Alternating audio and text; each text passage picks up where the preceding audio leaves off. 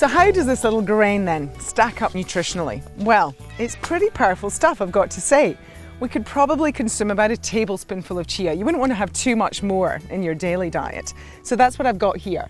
What's fabulous about chia is that chia comes out absolutely at the top of all plant foods in terms of how many omega-3s it delivers to you. Another amazing thing about chia is how much fibre it compares. If I take that tablespoon of chia, this has more fibre than all of this brown rice. Pretty incredible. Now, chia not only has really high levels of fibre, it's got two different types of fibre, so insoluble fibre and soluble. Now, the insoluble fibre, that's the stuff that acts kind of like a broom through your gut, keeping you really regular. The soluble fibre, you'll see when you put chia into water that it kind of swells and forms this gelatinous mix. And that's exactly what happens in your gut when you consume chia.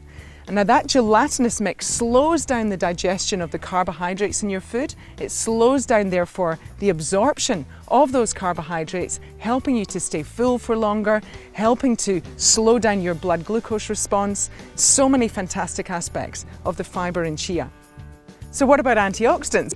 Our tablespoon of chia has about the same antioxidant power as that small bundle of blueberries here and this very large bundle of spinach. Now, one final thing I'm going to show you is how to cook with chia, and I'm going to make a chia omelette.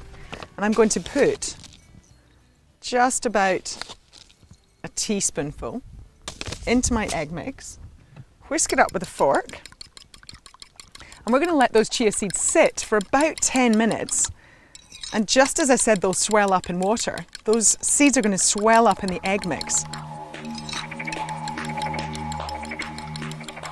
Now, I've got my pan nice and hot. Now, this will be interesting. Cooking in the bush for the first time, Scottish girl in the bush. I'm just going to put a little olive oil into the bottom of my pan just to make sure the omelette doesn't stick. You don't need too much, and you don't need to use butter. You can use olive oil, much, much, much healthier. And then my egg mix is going straight in here. Now, we're going to put in here just tear up the leaves a little. Our spinach.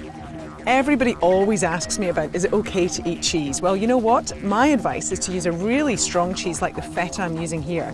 And then you get away with tiny amounts, but lots of flavour. So I sprinkle over some of the feta, goes fantastically well with the spinach. You'll notice I have bush utensils, but I'm going to make an attempt to flip my omelette. Not bad, Joanna. Just hope my chefing friends in Sydney don't see my attempt at flipping an omelette. Flip it over and let it sit just for a minute or so to allow that spinach to wilt inside, and then it's ready to go. And there is my chia omelette. I hope I don't mess the last part up. There we go. How beautiful is that? Fantastic. So, is chia a superfood? Well, do you know what? I doubt it's going to allow you to run all day like the Tarahumara Indians, but it's a pretty fabulous food. Great for fibre, good levels of antioxidants, it's got those plant omega-3s, it's giving you some protein, and the best thing is it's very, very easy to use in a number of different ways. And to me, the phenomenal part about chia is you're using that grain direct as it comes from the plant.